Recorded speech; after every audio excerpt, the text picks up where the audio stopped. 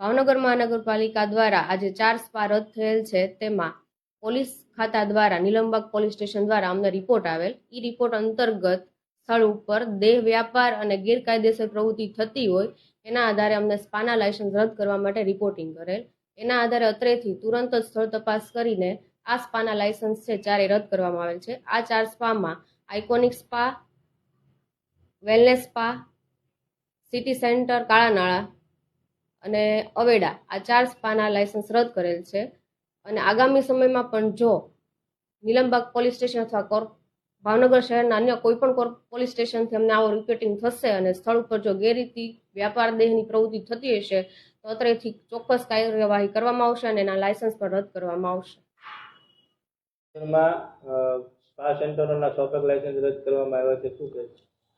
માનનીય એસપી સાહેબની સીધી દેખરેખ અને માર્ગદર્શન હેઠળ થોડા સમય પહેલા જુદી જુદી ટીમ બનાવી ટીમમાં જે છે ગ્રાહકો જે છે ડમી ગ્રાહકોને આ જુદા જુદા સ્પા જે સેન્ટર ચાલે છે ત્યાં મોકલી અને ત્યાં રેડ કરતા જે 4 જગ્યા જે છે અવેદા, આઇકોનિક, સિટી સ્પા અને ઓશિયાના એ સ્પા વિસ્તારમાં ત્યાં જે એરિયામાં રેડ કરતા ત્યાં મહિલાઓ અને બીજા જે છે ગ્રાહકો બી મળી આવેલા.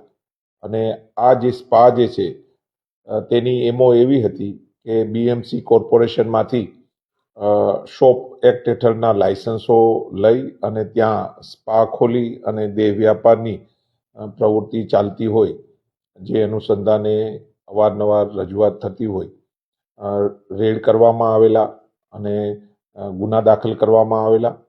અને ગુના દાખલ કર્યા બાદ આ જે રિપોર્ટ જે છે કોર્પોરેશનને કરવામાં આવેલા અને આ જે વાઘાવાડી રોડ ઉપર આવેલ અવેદા, સિટી સ્પા અને ઓશિયાના અને આઇકોનિક વાઘાવાડી રોડ અને કાળાનાળા વિસ્તારમાં જે આવેલા છે તેના લાયસન્સ રદ કરવાની કાર્યવાહી બીએમસી દ્વારા કરવામાં આવેલ છે.